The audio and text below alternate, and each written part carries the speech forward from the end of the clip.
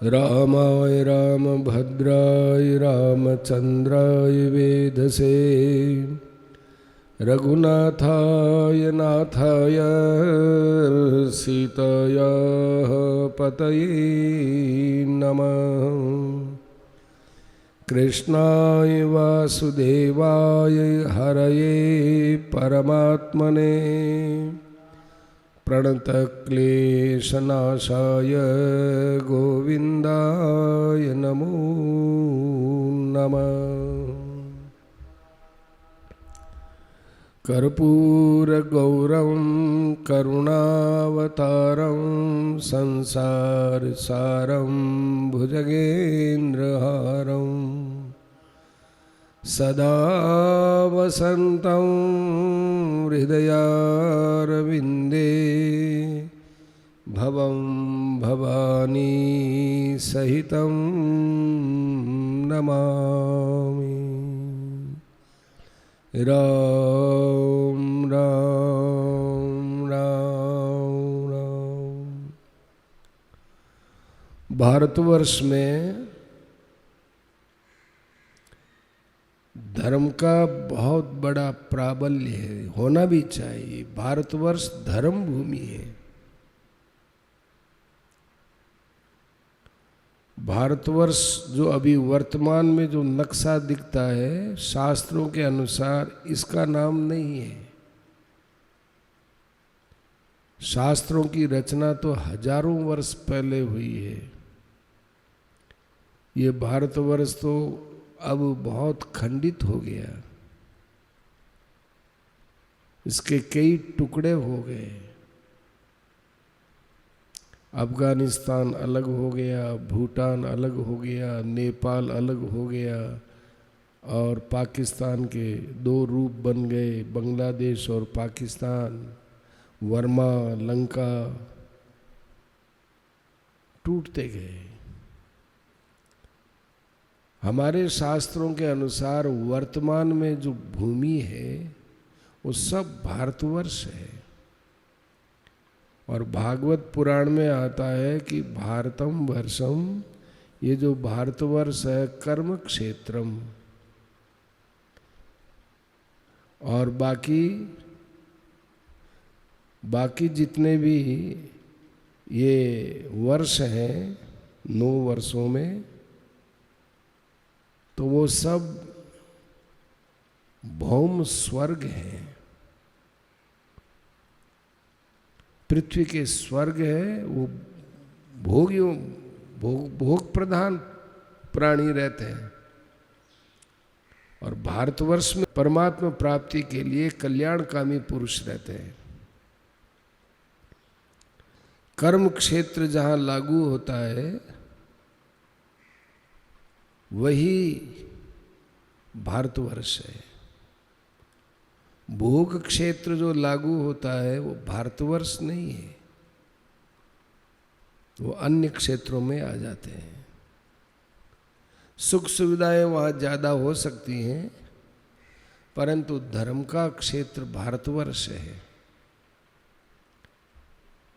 इस भारतवर्ष में यदि थोड़ा भी पाप होता है तो वो बहुत बड़ा होता है।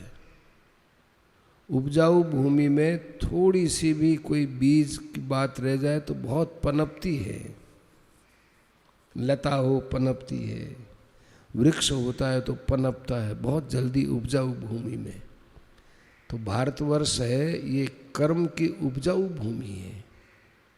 यहाँ धर्म किया जाता है तो धर्म भी खूब उपजता है, और पाप यदि किया जाता है तो पाप भी बहुत ज़्यादा प्रबलता से बढ़ता है।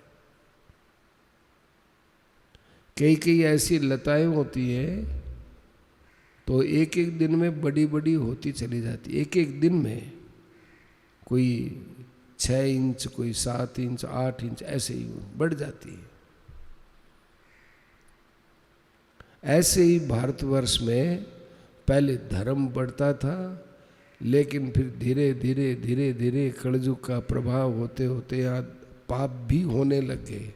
धर्म का सर्वथा तो नाश नहीं हुआ, पर पाप भी बढ़ते बढ़ते बढ़ते अब इस समय पाप की बहुत बड़ी पराकाष्ठा जिसे कहते हैं, उस स्थिति में ये गर्भपात का पाप माना गया है। गर्भपात कितना भयंकर पाप है। पुराने जो पापी पुरुषों की हम लोग बातें देखते हैं, चाहे त्रेता में कंस सुना होगा, तो कंस ने देवकी के 6 पुत्रों को मारा, तो कम से कम कंस ने उनको जन्म लेने दिया, गर्भ में नहीं मारा।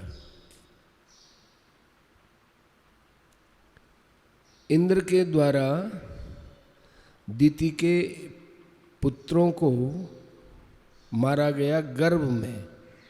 वो मारने के लिए ही इंद्र उसके श्वसन नली से, श्वास मार्ग से दिति के पेट में जाकर, दिति के पेट में जो गर्भ था, क्योंकि वो गर्भ इंद्र को मारने वाला हो, इस स्थिति में, इस भावना से कश्यप जी से उसने धारण किया था। तो इंद्र ने जा कर के और उसके टुकड़े किए। भगवान ने भी देखा, अरे ये तो इंद्र यदि ऐसा पाप करेगा तो इसका तो इंद्रासन छिन जाएगा, इतना भयंकर पाप। तो भगवान ने उसको बचा लिया, इंद्र को गर्भपात से बचा लिया।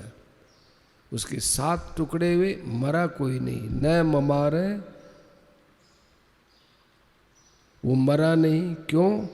क्योंकि वो श्रीपतेर अनुकंपया, भगवान की कृपा से बच गया। तो भगवान ने इसलिए कृपा की कि इंद्र जैसे के ऊपर मिथ्या कलंक लग जाएगा और दुनिया फिर बड़े आदमी से ही सीखती है, तो भगवान ने बचाया। फिर भी उसने एक एक के 7 टुकड़े किए, भगवान ने सबको बचाया। और ये 49 जब पुत्रों का जन्म हुआ और साथ में इंद्र भी आया, तो स्वयं दिति ने अचंबा किया, अरे इंद्र तेरे को तो मारने के लिए ही तो मैंने गर्भ धारण किया था, तू इनके अंतु पेट में आ गया, बात क्या है? तो इंद्र ने सत्य बात कह दी कि माँ तू मेरे मारना चाहती थी, ऐसा पुत्र चाहती थी, तो मैं तो इनको मारने के लिए आया था, नहीं मरे। तो कहा कि जाओ तेरी सहायता करेंगे। तो ये 49 मरुदगण इंद्र की सहायता करते हैं। हिरण्याक्ष, हिरण्यकश्यप बड़े भयंकर पापी पुरुष हुए, पर उन्होंने ये पाप नहीं किया, गर्भ में प्राणी की हत्या नहीं की, गर्भस्थ बालकों का नाश नहीं किया, रावण आदि ने भी नहीं किया। जो पाप शास्त्र में निंद्य है, उन निंद्य पापों में सबसे बड़ा पाप गर्भपात है। परम श्रद्धेय स्वामी जी महाराज श्री अनंत श्री विभूषित श्री राम सुखदास जी महाराज ने कहा कि मैंने जितना पढ़ा है, पुराणों को, शास्त्रों को जितना मैंने पढ़ा है, जितना मैंने महापुरुषों से सुना है, और जैसे जैसे पाप है, उन पापों में सबसे भयंकर पाप मुझे गर्भपात लगा। गर्भपात भयंकर पाप है। 5 उग्र पाप माने गए। ब्रह्म हत्या, ब्राह्मण की हत्या करना, और विश्वासघात करना, गुरुपत्नी गमन करना, रत्न और सोने की चोरी करना और मदिरा पान करना, ये 5 भयंकर पाप है। ब्रह्म हत्या, ये तो पहली बात है। अब अनुमान लगाओ कि ब्रह्म हत्या यदि कोई ब्राह्मण ही गर्भपात करवावे तो उसमें कितना पाप लगेगा? क्योंकि ब्राह्मण की स्त्री ने एक ब्राह्मण बालक को ही तो गर्भ में धारण किया है, उसको यदि वो नष्ट करता है तो एक तो ब्रह्म हत्या और एक गर्भ हत्या, विश्वासघात, डबल पाप। और वही यदि सोने चांदी की चोरी करता हो और वो यदि मदिरा पीता हो कितने कितने पापों का एक जो है संग्रह कर लिया। ऐसे ही क्षत्रिय हो, चाहे वैश्य हो, चाहे शूद्र हो, मदिरापान भी बड़ा व्यापक है, बड़ा व्यापक है। पर मदिरापान में ये बात है कि जब आदमी ये सोच ले कि अब मुझे मदिरापान करना ही नहीं है, तो पिछला किया हुआ उसका प्रायश्चित्त में जा सकता है। लेकिन गर्भपात एक ऐसा पाप है कि इसके प्रायश्चित्तम न तस्यास्ति तस्यास्त्यागो विधीयते। गर्भपात का कोई प्रायश्चित्त नहीं है। गर्भपात किया तो इसका प्रायश्चित्त है ही नहीं। प्रायश्चित्तम न तस्यास्ति, पर इसका कोई प्रायश्चित्त नहीं है, और सबका प्रायश्चित्त है, इसका कोई प्रायश्चित्तम न तस्यास्ति। पंचोग्र पापा,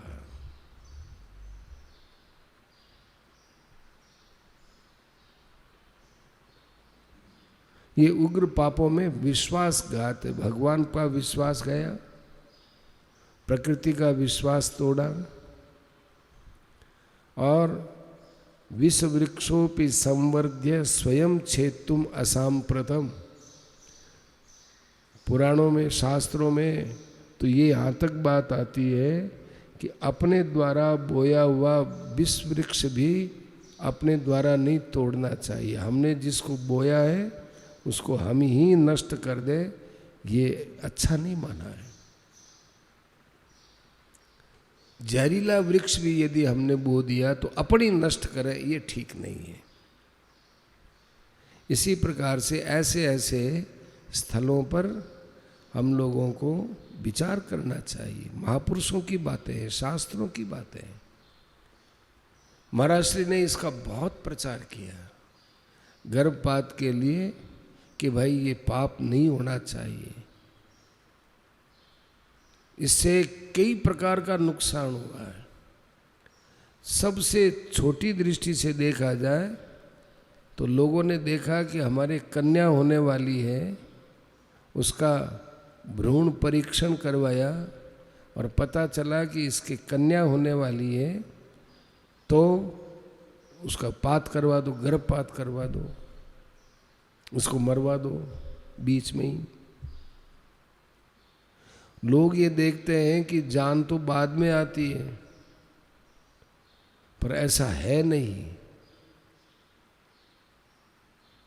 क्योंकि वो जीव पीछे से आता आता अन्न में आता है, पुरुष के शुक्र में आता है, और फिर वो अपने साथ के शुक्राणुओं में जाकर वो स्त्री के शरीर में जाता है। वहीं जीवत्व उसका थोड़ी खत्म होता है, आकृति बहुत छोटी होती है। तो जीवत्व उसमें रहता है।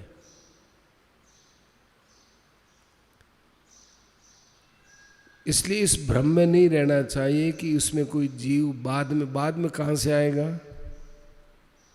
कोई ऊपर से आएगा, किधर से आएगा। वो सब अपने मन को बहलाने की बातें हैं, बहुत भयंकर पाप है। उसको मारना, जिसको जिला नहीं सकते तो मारने का हमें क्या अधिकार है। कि साहब हम ज़्यादा संतान नहीं चाहते हैं, तो ये तो अपने हाथ की बात है। तो उससे स्त्री पुरुष अलग रहो। कि हम अलग नहीं रह सकते, तो ये दोनों बातें नहीं होंगी, ये दोनों बातें नहीं होंगी। संसार के सुख भी लेते रहेंगे और पाप भी करते रहेंगे, और सुख भी मिले और पाप का फल न मिले। इस अंधाधुंध के अंदर भारतवर्ष का बहुत बड़ा नुकसान हुआ है, जिसमें सबसे बड़ा नुकसान हिंदू जाति का हुआ है। हिंदुओं ने न जाने किस ढंग से इसको अपना लिया। महाराज श्री ने खूब इस विषय में प्रकाश डाला। फिर महाराज श्री जब गीता भवन में अपने अंतिम 3-4 वर्षों तक गीता भवन में ही विश्राम लिया। तब फिर इसका दायित्व एक गर्भपात समिति बन करके और इस काम को आगे लिया महाराज जी की आज्ञा से ही। बहुत अच्छा काम है, बड़ा पवित्र काम है। पवित्र भाव का प्रचार होता है। गर्भपात से कि भी लड़कियां पेट में हैं तो इसको हटा दो, इसको नष्ट कर दो। तो आज हिंदू जाति में प्रत्येक वर्ग में संतुलन बिगड़ गया। लड़के और लड़कियों में लड़कियों की संख्या कम हो गई, लड़कों की संख्या ज़्यादा हो गई। लड़कों की संख्या ज़्यादा होगी, अब उनका कहाँ विवाह करें। तब विवाह में बड़ी घोल मथोल होने लग गई। अच्छे अच्छे कुलीन लड़के बैठे हैं कंवारे। और ऐसा क्यों होने लगा कि एक तो दहेज के कारण से होने लगा। लोग डरने लग गए इतना दहेज कहाँ से लाएंगे। तो महाराज श्री ने एक चेतावनी की बात कही कि जो लोग दहेज के लोभी हैं उन लोगों को ये जितना गर्भपात होता है उसका अंश उनको भोगना पड़ेगा। लाखों की संख्या में होता है। और जो दहेज के लोभ से दहेज को मांगते हैं, लेते हैं, कसते हैं, वो एक एक कोई सबका पाप भोगना पड़ेगा। क्यों? उसको देख के वो करता है, उसको देख के वो करता है। बहुत बुरी बात है। तो एक समिति बनी और वो समिति अपने 25 वर्ष पूरा कर रही है और प्रचार भी कर रहे हैं, उसका असर भी पड़ा। परंतु भाई जब व्यक्ति स्वार्थ में डूब जाता है तब सबसे पहले वो धर्म को ही भूलता है। वो धर्म को एक बार दरकिनार करता है, वो आंख मीच लेता है।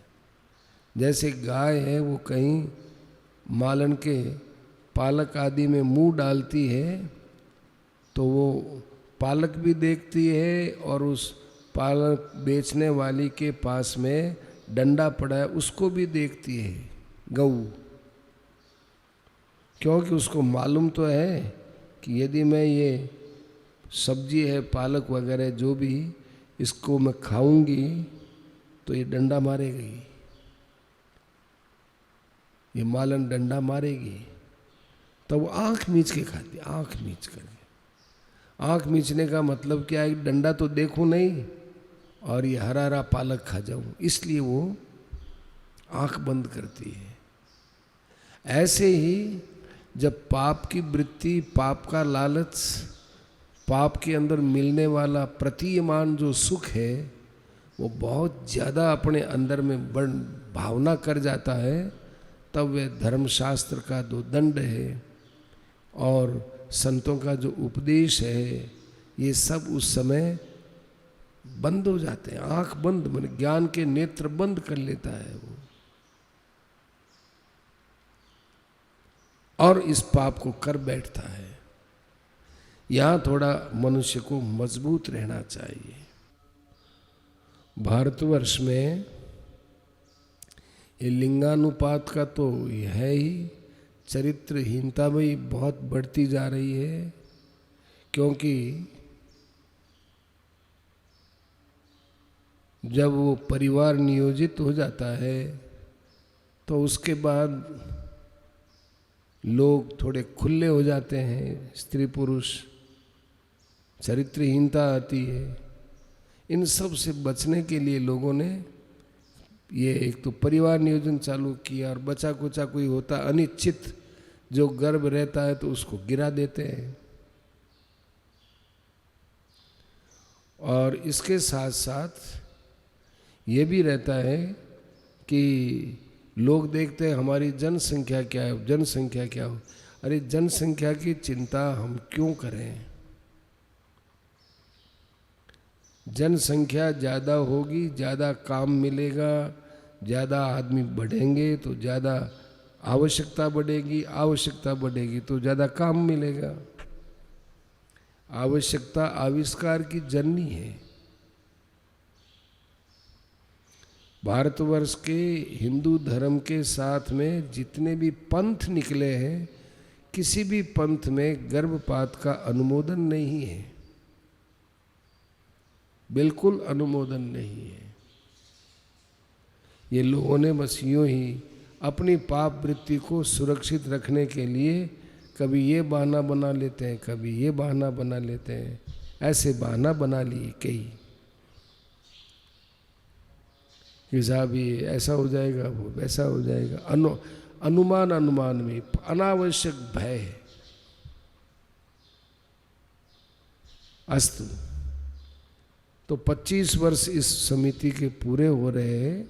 हम तो समिति से भी यही आशा रखते हैं, इनसे यही निवेदन करते हैं कि इसका ज़्यादा से ज़्यादा प्रचार हो और हमारे भारतवर्ष को इस कलंक से, इस पाप से सबको बचाया जाए और हमारा देश वापस पहले की तरह पवित्र हो जाए। ये ऋषि मुनियों का देश है, ये भगवत देश है। और एतद् देश प्रसूतस्य सकाशाद अग्र जन्मनः स्वम स्वम चरित्रम शिक्षेरन। लोगों को अपना चरित्र सीखना हो तो शास्त्र कहता है कि भारतवर्ष से सीखो, लेकिन जब भारतवर्ष में ऐसी बुराइयां होने लगेंगी तो कहाँ से सीखेंगे। इसलिए अपने को भारतवर्ष का गौरव बढ़ाना है, क्योंकि भारतवर्ष भगवान के अवतार की भूमि है। भारतवर्ष का पिछला इतिहास बड़ा समृद्ध रहा है। ऐसे ऐसे राजाओं महाराजाओं ने कितने बढ़िया लगन से मंदिर बनाए हैं, कितने तीर्थों में कितना काम हुआ है। एक धर्म के प्रति लगाव था तब ना। इसलिए इस संस्कृति को यदि सुरक्षित रखना है तो इस भयंकर पाप से हमको बचना चाहिए। राम।